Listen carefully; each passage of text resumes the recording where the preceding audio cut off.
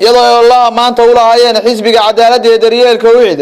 ayaa waxay masuuliyiinta xisbiga Ucid ee gobolka Sool ay Deeq Xoolo gaadhsiiyeen goobaha saldhigyada ay ku xidhan yihiin dadka maxbuusiinta ayaa sidoo kale goobaha caafimaadka iyagoo sidoo kale gaadhsiiyay deeqahaasi deegaanada ay ku sugan yihiin dadka ay xooluhu ka dhamaadeen qof kasta kala wareegayay deeqdaasi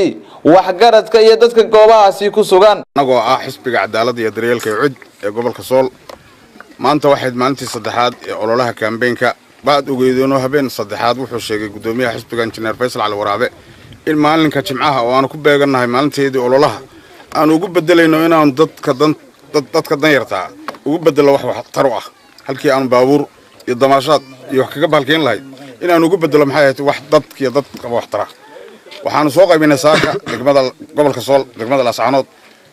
شالكا يوم حياة هاي توي اختار كتيبة ده يوم اختار كديميركا يحافظ الضامن اللي هذا إما كانوا بحن شوقنا ضد كبرك عياشها حوله كده مادين عبارتي لو إذا عادي يدقن كامم كان دل يلا مقالة اللي رضا عادي يدقن عادي يلا وحن كلوس عنا ماشي اللي هذا قوميس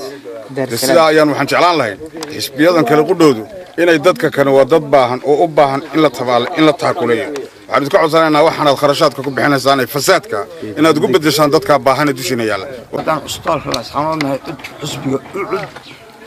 oo arin noo keenay maanta oo jimco ah arin u keenay bukaan jiifka TB iyo bukaan jiifka cusbitaalka oo dhan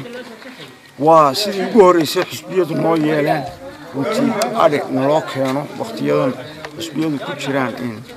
doorashada iyo ololaha booqday xisbiga Ucid maanta saddexaad ololaha ay tahay waxaan maray xisbiga kale oo ka duwan yahay oo kuwa kale oo leeyahay suuqa iyo baabuur iyo wax la dhexmariyeen isagoo go'aansaday say noo sheegeen maxamed xogayaha oo gobolka inay xoolo u qaybinayaan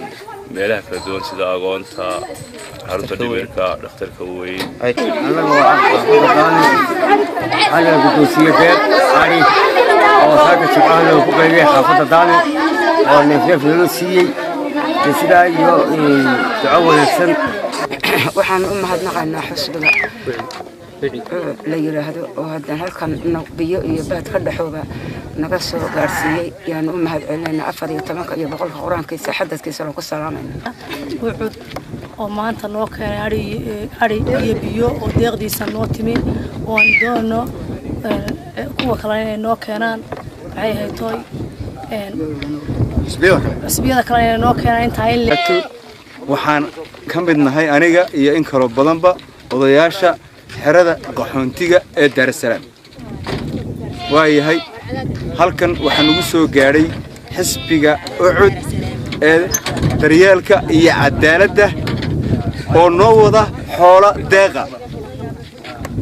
waanu ka gudoomanay talaabadan ay maanta qaadeen masuuliyiinta xisbiga Ucid ayaa mid aysan ku dhaqaaqin labada xisbi ee kale iyagoo ka damqaday dhibaatada haysa dadkooda